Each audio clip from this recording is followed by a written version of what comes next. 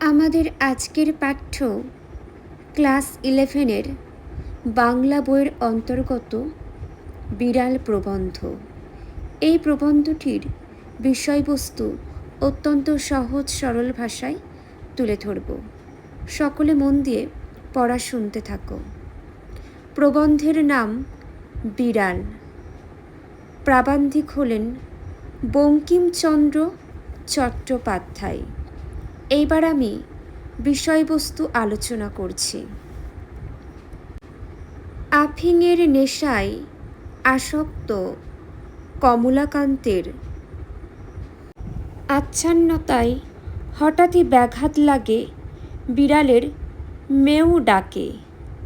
কমলাকান্তের জন্য প্রসন্ন গোয়ালিনীর রেখে যাওয়া দুধটুকু উদরস্থ করে সে এসে দাঁড়ায়, অর্থাৎ তার জন্য যে দুধটুকু রেখে গিয়েছিল সেই দুধটুকু বিড়ালে খেয়ে নিয়েছে।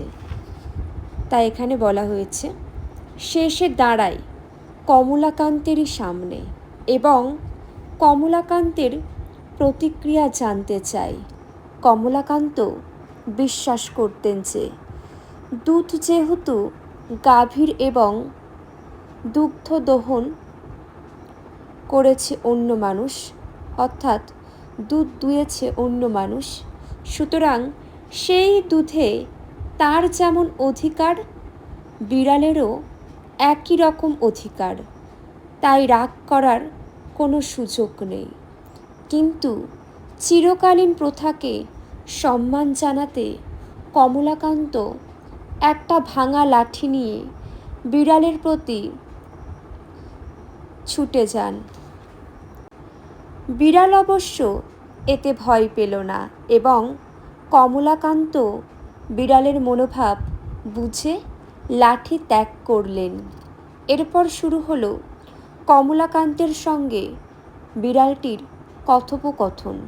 বিড়াল বলতে চাইছে মানুষের সঙ্গে তাদের কোনো প্রভেদ না থাকলেও মানুষ মনে করে না যে বিড়ালেরও তাদের মতো ক্ষুধা তৃষ্ণা আছে।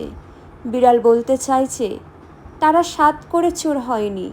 সমাজে অনেক বড় বড় সাধু ব্যক্তিও চোরের থেকে অধার্মিক, শুধু তাদের চুরি করার প্রয়োজন নেই বলেই চুরি করে না।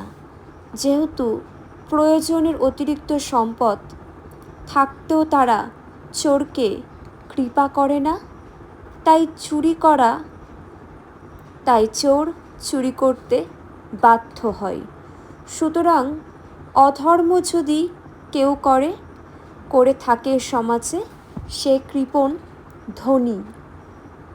প্রাচীরে ঘুরে ঘুরে কাতরভাবে ডেকে বিড়ালও অনেক ডাকলেও সেই বিড়ালকে কেউ মাছের কাঁটা বা উচ্ছিষ্ট দেয় না, বরং তা নর্দমায় ফেলে দেয়। কারণ তারা খিদের যন্ত্রণা জানে না। ক্ষুধার্তকে সামান্য খাবার দিতে যারা কুণ্ঠিত, তারাই আবার বিশিষ্ট মানুষদের না চাওয়া সত্ত্বেও সেবা যত্ন করতে সদা তৎপর।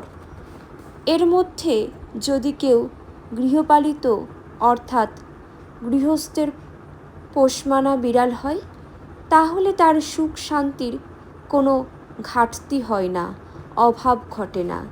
এই পৃথিবীর মৎস্য মাংসে যে তাদেরও কিছু অধিকার আছে তা বিড়াল বলতে চায় এবং সেই সঙ্গেই যদি চোরের দণ্ড হয় তাহলে নিষ্ঠুরদেরও দণ্ড থাকা দরকার বলে সে জানিয়ে দেয়। বিড়ালের এই সব কথাবার্তাকে কমলাকান্তের সোশিয়ালিস্টিক বলে মনে হয় এবং এই সব ভাবনাই যে সমাজের বিশৃঙ্খলার মূল, কমলাকান্ত সেই মতও ব্যক্ত করেন। ধনী যদি নিজের ইচ্ছামতো ধন সঞ্চয় না করতে পারে তাহলে সমাজের ধনবৃদ্ধি হবে না, এটা কমলাকান্তের মত। কিন্তু বিড়াল বিশ্বাস করে যে সমাজের ধনবৃদ্ধির অর্থাৎ ধনীর ধনবৃদ্ধি, দরিদ্রের কোনো লাভ ক্ষতি নেই। খিদের যন্ত্রণাকে উপলব্ধি করার পরই একজন বিচারক চোরকে শাস্তি দেওয়ার উপযুক্ত হতে পারেন বলে বিড়াল মনে করেছে। স্বাভাবিকভাবেই কমলাকান্ত বিড়ালের এই ধরনের ভাবনা চিন্তা মেনে নিতে পারেননি। তিনি বিড়ালকে এই ধরনের চিন্তা ত্যাগ করে ধর্মাচরণে মন দেওয়ার পরামর্শ দিয়েছেন। বিড়াল কমলাকান্তের সব কথা শুনেও নিজের অবস্থানে অনড় থেকে উত্তর দিয়েছে যে ভবিষ্যতে তার চুরি করা নির্ভর করবে তার খিদের চাহিদার উপরে।